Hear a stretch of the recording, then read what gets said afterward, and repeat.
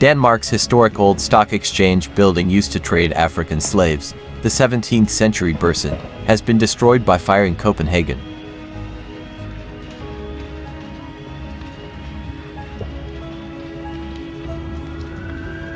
The structure, located near the Folketing, Denmark's parliament, was undergoing renovations and was covered in protective plastic and scaffolding.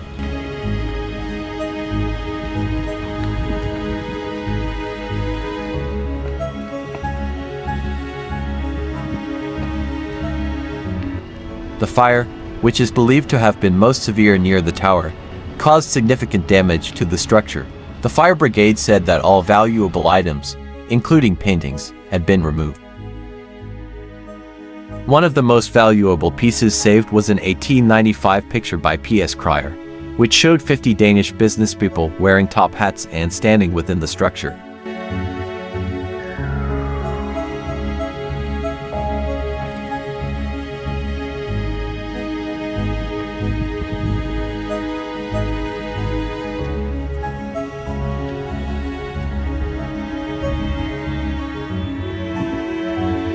The Minister of Culture, Jakob Engel-Schmidt, declared that 400 years of Danish cultural legacy had been destroyed.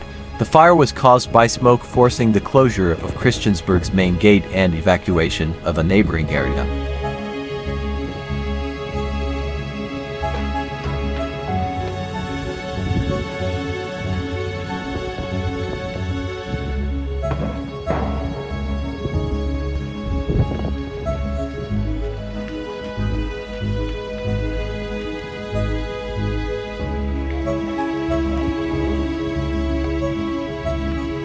In the mid-18th century, African individuals were forcibly brought to the Gold Coast, now known as Accra, Ghana, marking a pivotal moment in the Atlantic slave trade. The Danish Fort Christiansburg, situated in Ghana, played a central role in the Danish slave trade, overseeing the harrowing arrival and departure of enslaved Africans.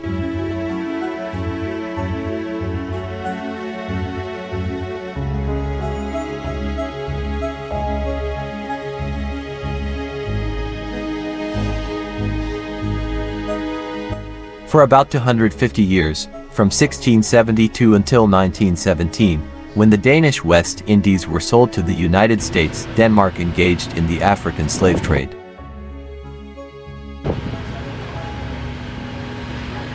The Danish West Indies, comprising the islands of St. John, St. Thomas, and St. Croix, became notorious as a hub for slavery, with sugar plantations, coffee, and tobacco cultivation bringing immense profits to Danish settlers at the expense of enslaved individuals.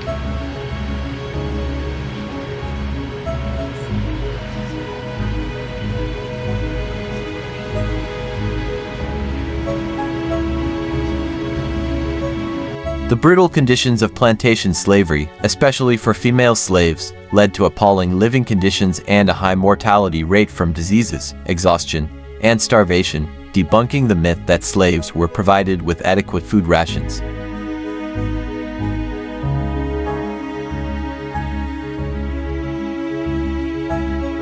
By 1915, recognizing the profitability threshold had been reached and facing the moral and economic liabilities of slavery, Denmark initiated negotiations to sell the islands of St. Thomas, St. Croix, and St. John to the United States, culminating in the U.S. acquiring them for $25 million in gold coins, henceforth known as the U.S. Virgin Islands.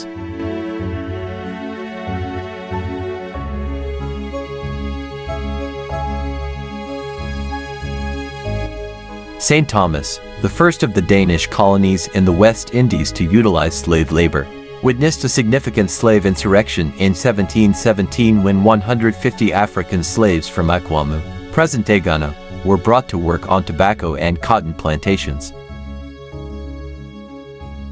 This rebellion, fueled by draconian slave laws and the dire conditions, highlighted the spirit of resistance among enslaved Africans. St. Croix, acquired from the French by the Danish West Indies Company in 1733, was later declared the capital of the Danish Caribbean, reflecting its economic significance and the intensive labor of its enslaved population.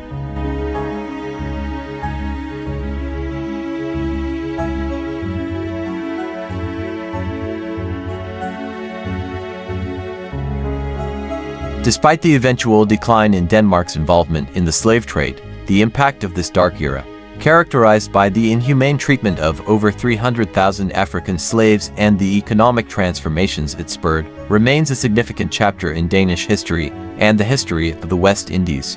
The abolition of the Danish slave trade in 1792 by Christian VII, motivated more by economic factors than humanitarian concerns, marked the beginning of the end of this grim period. Yet, the full extent of the profits garnered from these enterprises remains undisclosed.